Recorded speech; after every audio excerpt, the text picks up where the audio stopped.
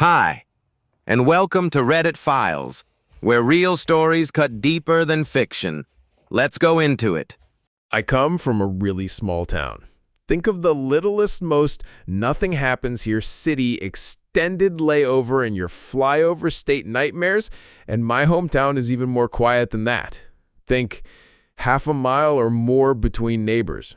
A single main street downtown, one McDonald's, one department store, one movie theater with 3 screens where everyone goes Friday and Saturday night. Church every Sunday. Everyone knows everyone else, or at least knows their business. The whole city is invested in the fortunes of the high school football team. That sort of place. Graduating class of 60. Not because the senior class was dumb. It was just a tiny high school. I didn't really fit in at school and kind of was a loner by choice. I cringe about it now that I'm almost 26, but I was a wannabe emo goth rocker. I still got invited to party with the other kids, not because they liked me necessarily, but because there just wasn't many people to invite. My mom baked cookies and cakes for church, and when she wasn't doing that, she cut hair in the town's one salon. My dad owned an internet cafe for a while when those were hot. Once everyone, even in our little nowhere town, got Wi-Fi, he turned it into a tax service. Business is always slow because most people did their own taxes, but he didn't really depend so much on his business. He served 20 years as a petty officer in the Navy, and so he and Mom got by on his pension. In high school, I worked at the private burger place that competed, mostly unsuccessfully, against the town's single-chain fast food restaurant. My boss always told me I should ask my mom to cut my hair to stop looking like a dang girl. No thanks, old man. So, with all this boredom everywhere, you can imagine the sensation Miss Amber Fontaine caused when the high school hired her to be the 11th and 12th grade English teacher. Miss Fontaine was of French extraction and had moved to America in her later teens to go to college in New York. She was only 24 and very beautiful. She spoke perfect English but did so with a very pleasant accent. Obviously, all the guys loved her and lots of women hated her. She appeared oblivious to all the attention, however, and just stuck to her job. Really, we didn't know too much about her. She mostly kept to herself, and nobody ever saw her hanging out with any men in town, and it wasn't for lack of the men's trying. It soon became clear that she wasn't into dating any of the men our city had to offer. Much later on, I found out that she had just taken the job in our small town to gain experience, with a future goal of being a college professor in a big city. A sort of 2-year plan. Obviously, I had a crush on her. We all did. It was, and still is, a small church-going town, so nobody really acted out on his urges or tried to harass her or anything like that. As guys, we'd talk about how hot she was amongst ourselves. Usual locker room stuff teenage boys do. But that was it. My one real out-of-school experience with Miss Fontaine was when she stopped by the burger joint I worked at and saw me working there. She told me I had a nice smile and that she wished I smiled more because in school I was always frowning because I was in my emo everything sucks phase. When the preppers came up with her food and handed it to me to give it to her, I was impressed and not at all surprised that she ordered a salad. She didn't strike me as someone who ate the greasier slop we sold there. In school the following Monday, she smiled at me in the hall, and I smiled back. Then she said, "You're learning," but not in a condescending or patronizing way, just a fun, kidding way. And I exchanged a smile with her every time after that. And that was the extent of my great high school romance with Miss Fontaine. Exchanged a few hellos and smiles during my senior year when I was 17. Things changed the following year, though. I was 18 and still working at the burger joint when Miss Fontaine comes by the restaurant. "Oh, hey, OP," she says, and asks with real seriousness, "Are you going to college?" I tell her the truth. I'm working with my band. I cringe about this period in my life, too. Playing guitar and saving money for community college. Only sorta truth about the last thing. Honestly, most of my money I spent on weed and ecstasy. I was the main vocalist in addition to being guitarist. and our band's only other members were Jerry, the bassist, and Gabe, the drummer. Both of them were just out of high school, like me, and like me, they had no plans to go to college. Gabe worked at the same burger joint as me, and Jerry, who had been one of my best friends in high school, ironically worked at the chain fast food restaurant down the street from my restaurant. Our lives at this time revolved around wasting our youth, skateboarding, getting high, and playing in our punk band. We like to think that we played an emo, punk, metal fusion, but looking back, our sound has not aged well. Miss Fontaine tells me that now that she's in her second year of teaching, she has a better sense of how to do things. She tells me that she wished that her current students were as well behaved and put in as much effort as me. I earned mediocre grades throughout school, but consistently earned an A in English because I like to read. She says she'll see me around. A few days later, she comes into the restaurant again, and we get to talking, and she asks me if I'd like to go to a movie. I can tell she's bored because there's really no one her own age to hang out with in town, or if there are, they're all lame. I think we both get the feeling that it's natural we should hang out. And now that I was completely out of high school, and she wasn't my teacher, and we were both adults, by this time I was newly 18 and she had just turned 25, why not? So that's how it started. We'd meet up in the early evenings, totally innocent, and go to the movies, or to dinner at the one good restaurant in town. Miss Fontaine was cool about letting me slide when it came to paying for our dates because she knew I made minimum wage. It was actually me who started to push our relationship to the next level. After a while, I started to hold her hand when we walked places, and finally we started kissing. Never in front of anyone. She taught me a lot of French words and phrases over the next summer and fall while we were going out. My parents knew I was sort of dating my former teacher, but since it was keyword former, they didn't really raise any stink about it. Miss Fontaine would always try to convince me to go to college, but she did see our band play a few times when we got a rare gig at the roller rink, and she was nice enough to not tell us what she really thought of us, LOL. We didn't have sex until we had been dating casually for nearly 2 months. That was my idea too, but she admitted that she really liked me and she wanted it to happen ever since we reconnected earlier that year after I had graduated. I'm not the kiss and tell type, but my bandmates sort of knew that the dynamic in my relationship with Miss Fontaine, she had been Amber ever since we first made out, had changed. They appeared cool with it. I stopped doing so much dope and really began putting money away to save for college. The JC near my house was super cheap. Amber would often tell me she thought about applying there for work, but she said that she really wanted to move to the West Coast or back to the East Coast to teach at a college. Eventually, she told me she'd like me to come with her. After a few months, I was in love with Amber and she was in love with me too, she said. We didn't throw our relationship in people's faces or show public affection, but it's not like we pretended not to know each other either. Amber had come around the house, and my parents really liked her and thought she was a great influence on me. I didn't exactly cut my hair, but I was neater and more presentable, and eventually I really did begin enrolling in GE classes at the local 2-year. But then, things went downhill fast. Out of seemingly nowhere, Amber got called in for a meeting with the local school board. This my secondary account of the situation, as Amber was the one there, not me. There had been reports that she was dating a former student romantically. They were talking about me. And that she was having an intimate relationship with said student when he was still a minor and still attending high school. Of course, she denied everything. Of course, they believed nothing.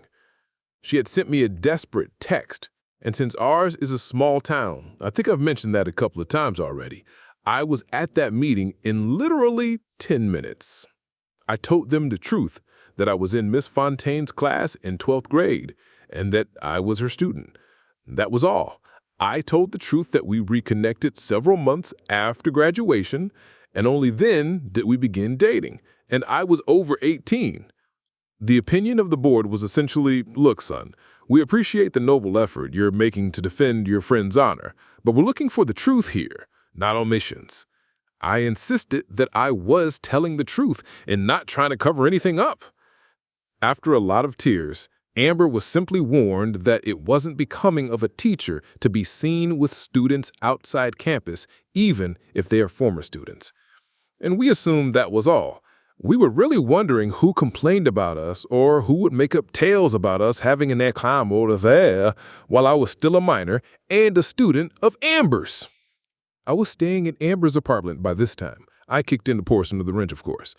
I had even met her parents, albeit only on webcam. They're good people. They don't speak a lot of English, but Amber filled them in on missing pieces. They knew my age, and they were cool about it. We assumed it was just small-town gossip and that it would blow over. Boy, were we wrong. Over the next several weeks, after Amber's meeting with the school board, vicious rumors started to spread about her. I won't insult your imagination. You know what people were saying. One day, my boss at the burger joint just told me he had to let me go. Some flim-flam excuse about the store losing money, and my hairstyle was driving away customers. Whatever, dude. Amber told me it wasn't my fault and promised to support me while I looked for another job. But then one day, she got fired too. She was working as a probationary teacher.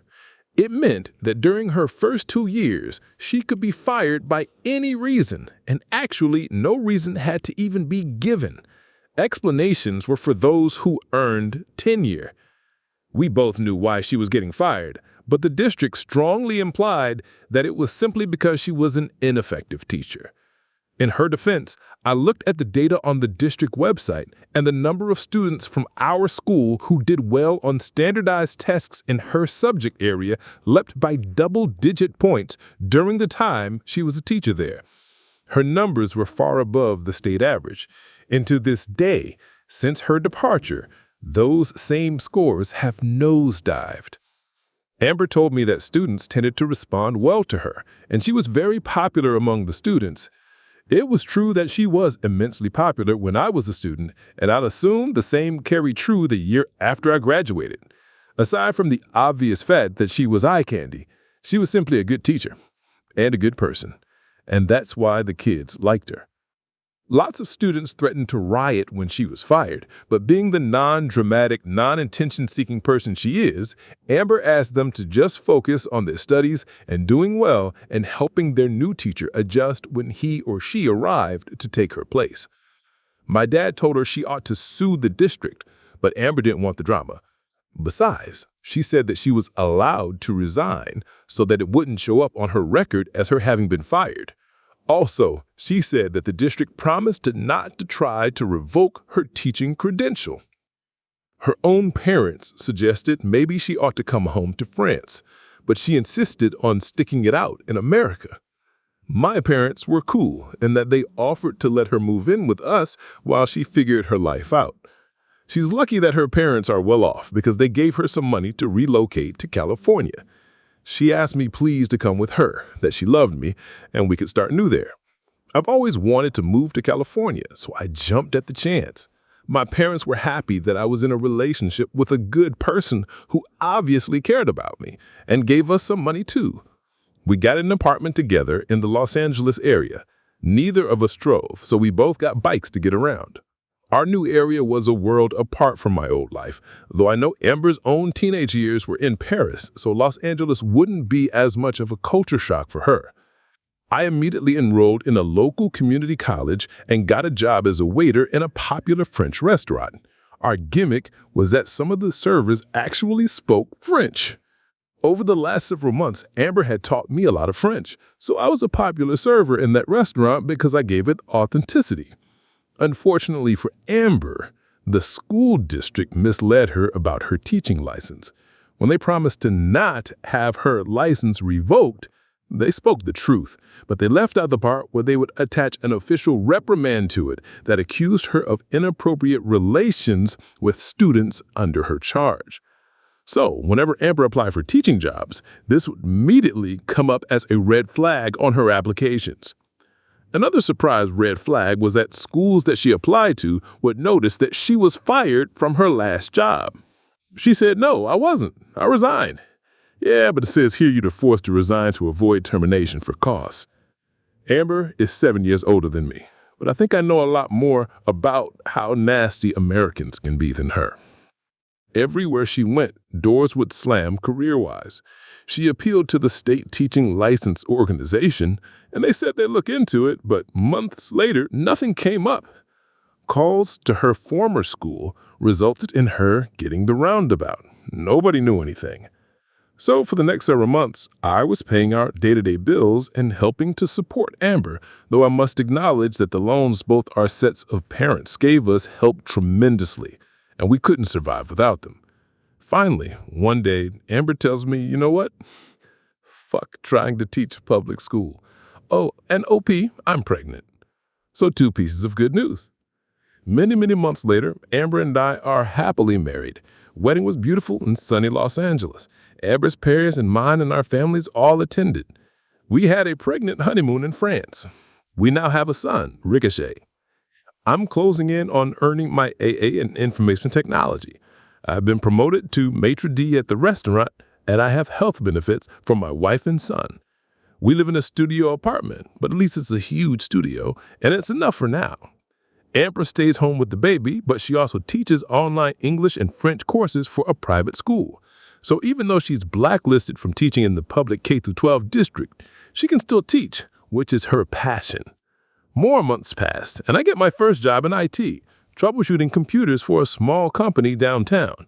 I make double what I used to at the restaurant, and my employer has a program where I can finish my BA while I work, and they will subsidize 50% for free, and the other 50% they will dock from my pay in small monthly installments.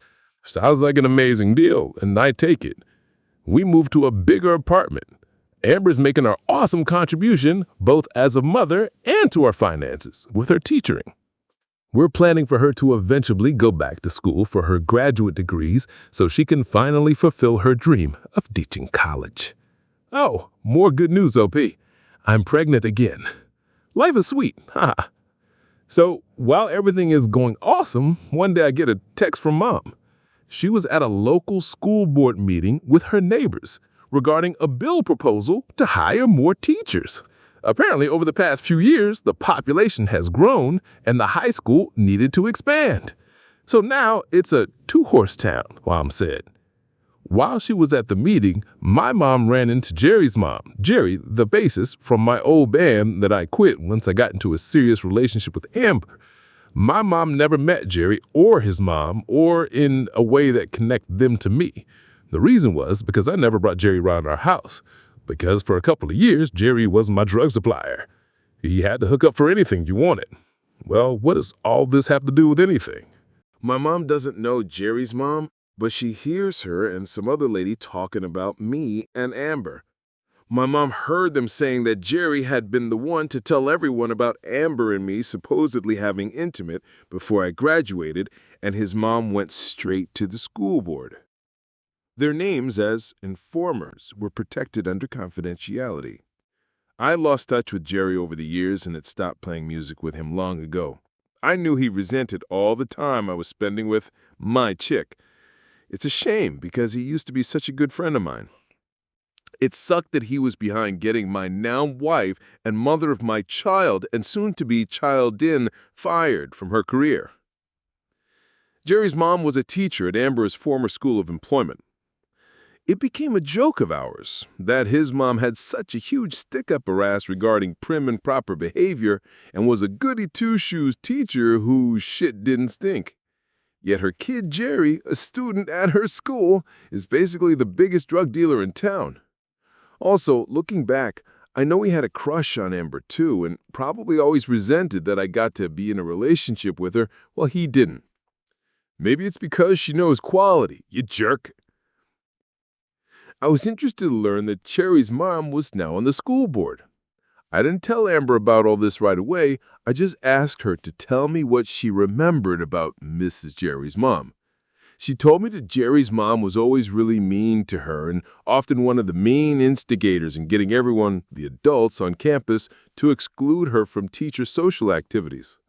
It's one of the main reasons why Amber didn't make friends with the other teachers. Amber tells me that the male teachers tended to be nice to her at first, but female teachers overwhelmingly despised her before they even knew her. Jerry's mom, Amber told me, was also the teacher she knows who started a petition not to renew her contract for even a second year at the school. This was the first I heard about this. Evidently, only a few female teachers signed the petition, but the petition was placed in Amber's permanent file as evidence that the staff lacked confidence in her. They were basically setting her up to be fired even though she was doing a good job teaching and the students liked her. Well, I'm more Cali than Iowa these days, but I still keep in touch with a few kids now grown up I know in school, including Gabe, the drummer from our old band. From what I hear, Jerry manages the burger joint I used to work at because the old guy who owns it retired. I have a social media account, but only use it to contact people in emergencies. I never update anything. My profile's practically blank online. I'm not one of those people who checks it daily or upload pics of my lunch. Didn't post about marrying or having kids or moving to LA. I told the people that matter directly. Jerry was still my friend on social media, even though we stopped talking ages ago. So I clicked on his profile. Yup, he definitely managed my old place of employment. I clicked on his friends and family's profiles and recognized his mom, my old history teacher. She was on the school board now, sanctimonious as ever. I think I mentioned before that I came from a small town. And in a small town, there often isn't anything for bored kids to do other than do dumb stunts and do drugs. And for the biggest loser kids of all, a group that included me, we were dumb enough to record ourselves partying and talking shit and doing the aforementioned drugs. That's exactly what my band used to do all the time. Whenever we had a show, we'd go around taping ourselves using our cell phones. We'd take video of us rocking out, skating, drinking beer in the vacant lot, and take video of us getting high. We'd also talk to the camera. I haven't thought about the old recordings in years, but I never erased them from my old phones. I'm the kind of guy who hoards his old cell phones, not because I think they'll increase in value or that I find them especially interesting, but I kind of think of them like file cabinets of my past because I don't erase anything. Aside from phone numbers, I don't really transfer data from one phone to its successor, easy as it would be. My current boss knows I used to do drugs, and they don't care. In IT, I'm told everyone used to get lit, and many still do. I asked my wife offhand if her new job knows about what happened in her old town. She says yeah, but that they don't care about any of that. They only care that she teaches expert-level conversational French. That's what their clients, many of them traveling professionals, demand. Many of her coworkers, she tells me, had real felonies on their records, but her employer was a firm believer in rehabilitation. Copacetic. So, I check some of my old videos and find what I need. I have no trouble finding videos of Jerry getting high as a motherfucker. That's like practically every video. And in practically every video, he brags about how his parents know he's a druggie and a dealer and want to ship him off to the army and make a man out of him. The video I really want is... No, it's not on this phone. Maybe the LG? No, just more of Jerry rolling on ecstasy at a rave we snuck out of state to attend when we were in 11th grade. Maybe my old Galaxy. Bingo!